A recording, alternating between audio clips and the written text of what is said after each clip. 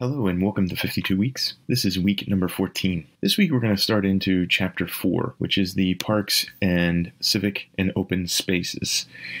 This is actually a very important chapter to look at in this month of April in 2019 because we're going to be looking at the Great Harrisburg Litter Cleanup on Saturday, April 13th. That happens every year. And we're also going to be looking at Earth Day, which is going to happen on Monday, April 22nd. So these are two big events to think about in April and tie perfectly into our environmental spaces around the city. That relates back to chapter 3 with natural resources and historic resources. And as we go into this idea of how the spaces are working together, it goes into gathering spaces. So our social capital and our social infrastructure is important. One of the things that the plan talks about is the third space. This is Ray Oldenburg, who's an urban sociologist. His discussion was that these spaces, a third space, host the regular, voluntary, informal, and happily anticipated gatherings, individuals beyond the realms of home and work. So it's that third place. If home and work are 1 and 2, this is the what do we do outside of that? This is where we build our social structure. So we've got to have places that are this. This is stuff that is free. So these places are public spaces that are neutral grounds for this. This is not a paid place such as a coffee shop or a bookstore. This can be the Broad Street Market, the place where people can linger, but there's really a feeling where this is a neutral space. There are a lot of spaces in Harrisburg that are pushing into this social capital and this social infrastructure idea. However, my feeling is that it's not quite there because there's a feeling that they are not neutral. So we really should be thinking about that as we continue to develop public space and actually asset map where these places are and making sure that it's around each of our major districts in the city. Another related thing, building on this, talking about the Broad Street Market, we've got the fresh food idea and understanding that we can build that from within. This happens with the markets that are outdoor, hardscape plazas and squares. They become community hubs. They're places where fresh food can happen, or they begin to grow. So we look at community gardens that are places where people tend to these spaces. So this area is really important when we look at recreation space. This is about increasing youth activity programs in parks.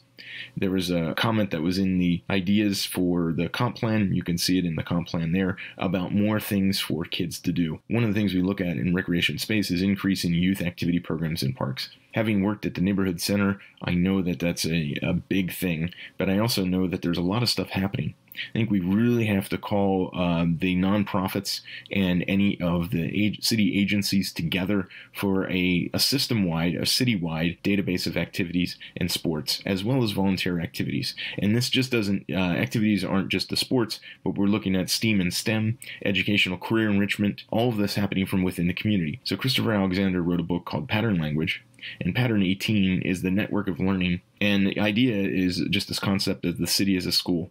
So we have all these informal networks of learning to build within our community. That's not what we have at the moment. They're there. The social capital is high in these neighborhoods, but what's not happening is the interconnectedness so that there's more mixing of things. So the exposure of amazing things such as ropes course or climbing, rock climbing is available anywhere in our city that is within ease of transportation. I don't know why we don't get that our next generation would love to stay if there's all these things for them. So any of the nonprofits out there, get your acts together and actually work together. The idea we go back in the very beginning of this series of looking at collective impact, that's part of it. We need to be thinking about this in a collective way. Our children need you. That goes back to Robert Putnam's book, Our Kids. The gaps are continuing to happen. We can address this and actually do better. So one of the last things in this opening overview is that the neighborhood connectivity. This is really important. This is, again, the green grid concept. It's a system throughout the city to provide alternative circulation network. Imagine if this existed. We're looking at avoiding vehicular streets, connecting the city's neighborhoods and park systems, and it provides a way to get around the city via bike or some other alternative electric transportation. This could be an e-scooter, e-bikes that are out there. So when we look at this one slide is thinking about the streetscape investment, getting a variety of streets types and uses with design guidelines. What do they look like? So we know how to program these streets. So we don't get something like the 6th and 7th Street corridor that was given out or presented back in 2016 that was completely just out of the blue. That should be tied back into a comprehensive plan. It's not the cart before the horse, which is you don't do the transportation corridor study first and then come back and see how that fits into the comprehensive plan. This is just backwards planning, and Harrisburg's got to stop doing this.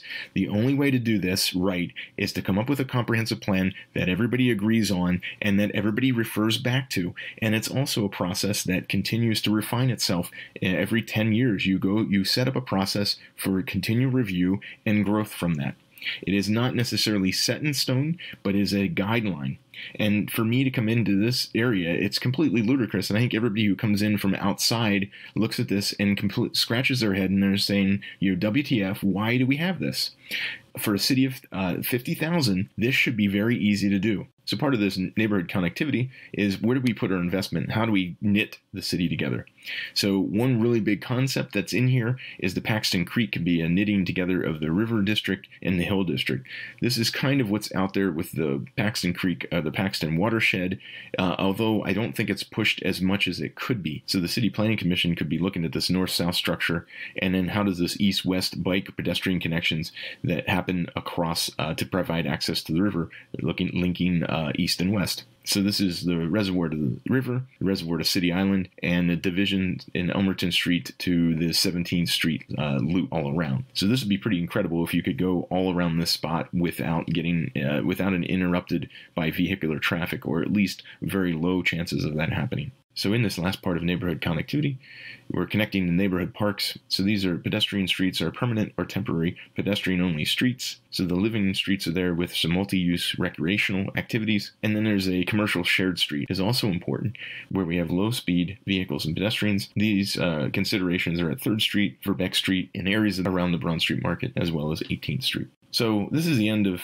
the opening for Chapter 4. I hope it's helpful to frame out why it's important to look at our open spaces, our civic spaces, and parks, and what do we do next. The next segments will begin to look at each of the items in a larger context of parks, the neighborhood parks, the large parks, and pocket parks and streets. So thanks for tuning in. Enjoy.